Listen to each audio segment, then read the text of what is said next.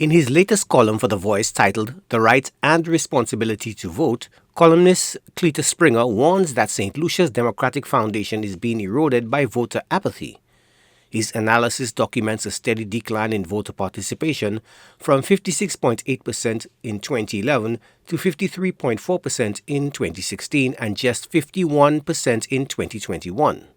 Springer notes this alarming pattern extends across the Caribbean, with Jamaica's turnout plummeting from 83% in 1980 to 29.6% in 2024, and Barbados seeing participation fall from 65.9% in 2013 to 44.5% in 2022.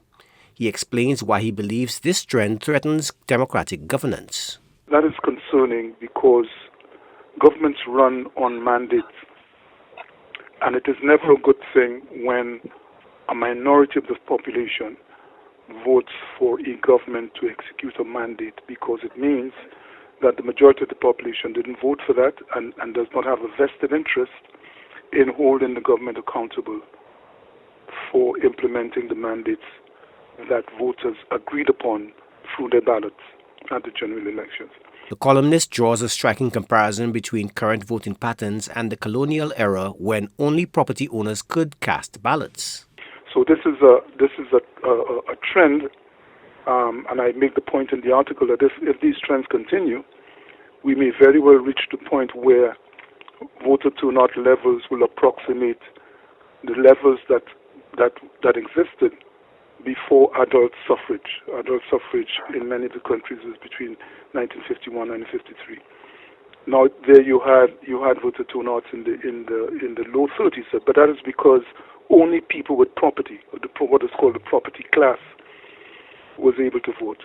And I have a personal interest, I might say, in pushing for higher voter turnouts, because I know the sacrifice and the hard work and the valiant efforts made by people like Sir George Charles and my own dad. Springer proposes making voting mandatory by law. If you don't vote, you don't have a say. And I'm hearing all too often, not just in Saint Lucia, but across the Caribbean, where people say, "I'm not voting.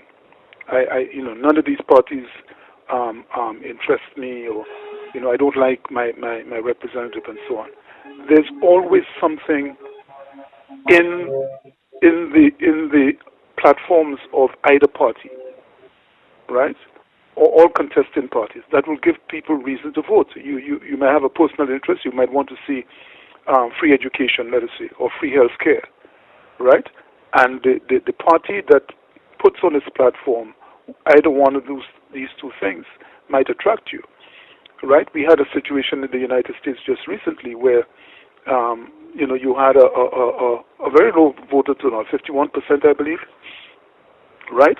And now we have a situation where the 49% who did not vote are waking up to the reality of what their vote might have brought about if they had gone out to vote. Beyond compulsory voting, Springer advocates for a multifaceted approach similar to countries with high participation rates like Australia, where voting is both mandatory and celebrated. While acknowledging political challenges, he believes mandatory voting could reduce corruption and campaign spending while increasing civic engagement. So three things: civic education, compulsory voting as incentivizing voting. For example, just ensuring that employers give a day off to voters, to their employees to go to vote.